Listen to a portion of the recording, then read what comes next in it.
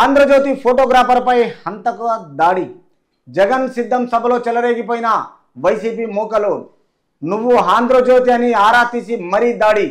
జెండా కర్రలు తిప్పి పట్టుకొని ప్రాంగణంలో స్వైర విహారము. శ్రీకృష్ణను ఆపి బలవంతంగా జేబులో నుంచి ఐడి కార్డులో లాగివేత. ఆంధ్రజ్యోతి అని తెలియగానే కర్రలతో దెబ్బల వర్షము. 1/2 కిలోమీటర్ వరకు కొట్టుకుంటూ వెళ్ళిన మూక. సో ఈ విషయం ఏంటిదంటే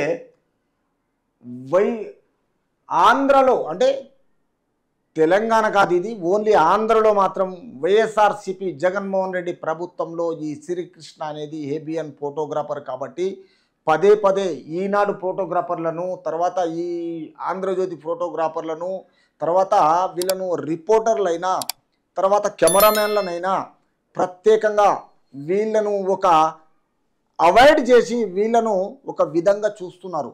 పదే పదే వీళ్ళ ఐడెంటిటీ కార్డులు చూపిమని వీళ్ళు తిరిగి వైఎస్ఆర్సీపీకి నష్టం కలిగించేటట్టుగా ప్రయత్నిస్తారు.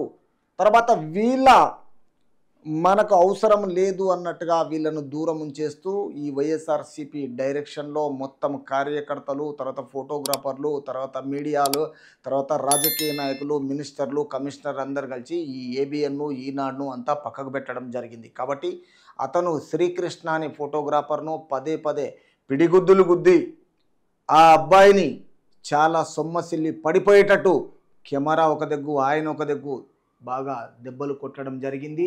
ఈ విషయంలో జగన్మోహన్ రెడ్డి ఏంటిదంటే రెండోసారి రావడానికి చాలా ప్రయత్నాలు చేస్తున్నాడు. ఆ ప్రయత్నంలోనే వీళ్లకు ఏంటంటే ఉన్న విషయాన్ని కరెక్ట్గా ప్రవేశపెడతారు.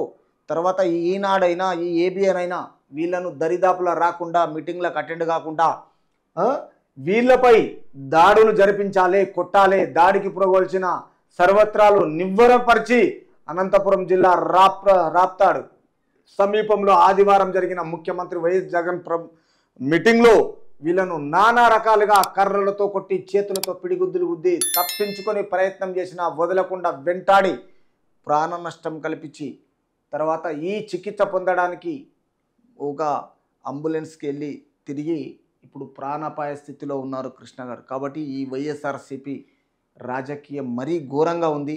తిరిగి తన గొయ్యి తనే దవ్వుకుంటున్నాడు. వస్తాడా రాడా, ఇది తెలంగాణ కాదు, ఇది ఆంధ్ర రాష్ట్ర ప్రజలు మాత్రమే దీన్ని ఆలోచన చేసి దీని మీద తీర్పియాలి.